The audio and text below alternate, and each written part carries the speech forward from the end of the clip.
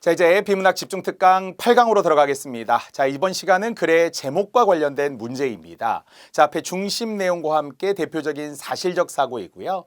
중심 내용은 문장 형태로 나올 수도 있지만 제목은 대체로 어절 단위로 가죠. 최소 2어절, 3어절 정도까지의 제목으로. 물론 때로는 뭐 예를 들어 우리의 청소년 어떻게 살아야 할 것인가 이런 식으로 문장 형태로 나오는 제목도 예전에는 있긴 있었는데요. 대부분 간결하고 짧은 키워드를 정확하게 확인하면 되겠습니다.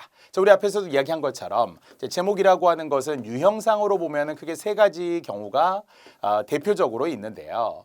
A의 B 이렇게 해서 하나의 소재를 주고 뒤에 주제까지 받아야 되는 끝부분, 항상 앞부분이 아니라 뒷부분까지 가야 정확한 제목이 되는 경우가 결국 많고요.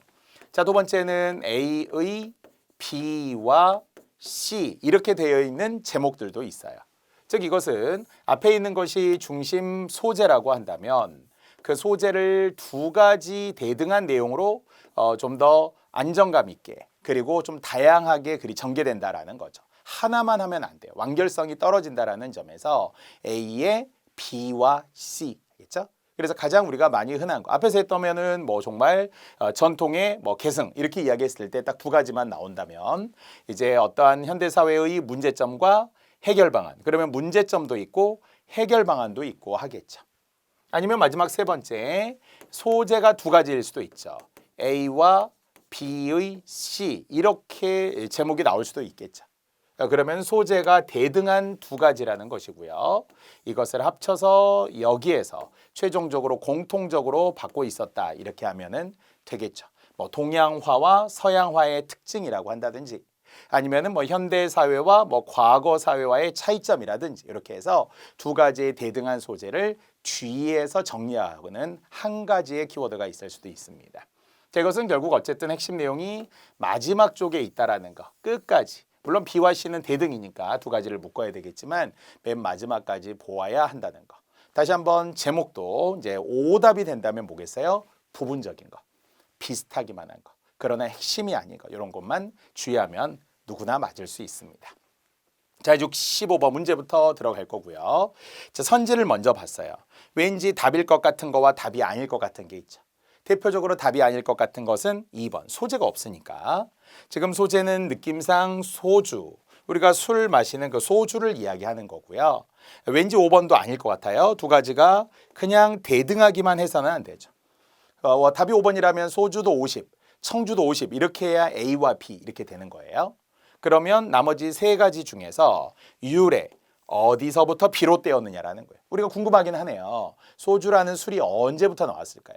뭐 보드카도 있고 와인도 있고 무슨 정말 중국의 고량주, 빼가리라고 말하는 이런 뭐 각각의 술들, 증류주들이잖아요. 술들이 있는데 그러면 한국식 소주거든요. 뭐 북한에도 소주가 있다 이렇게 이야기하지만 또 외국인들조차 뭐 도수가 그렇게 아주 높지는 않은데 좀 부드러운 느낌의 그런 술이에요. 뭐 소주가 물론 뭐 한 병도 못 마시는 분도 있고요. 뭐 저도 뭐 한 병 정도는 그냥 마시는데 자 소주의 유래 어디서부터 왔느냐, 비롯되었느냐 이런 것도 있고요.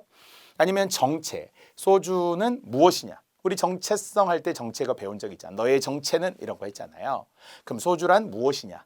어떤 걸 소주냐? 어떻게 소주라고 하느냐? 이런 게 지금 또 나올 것이고요.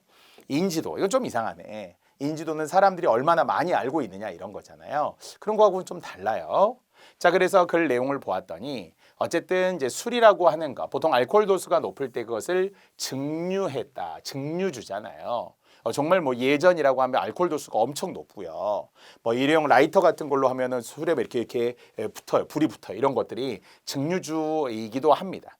자, 그렇다면 한국의 소주도 증류주라고 할 수 있느냐? 그러면 어떤 측면에서는 증류주라고 볼 수 있는데 다만 완전한 의미에서의 온전한 증류주라고 말하기는 어렵다. 바로 섞어 놓았다는 거죠.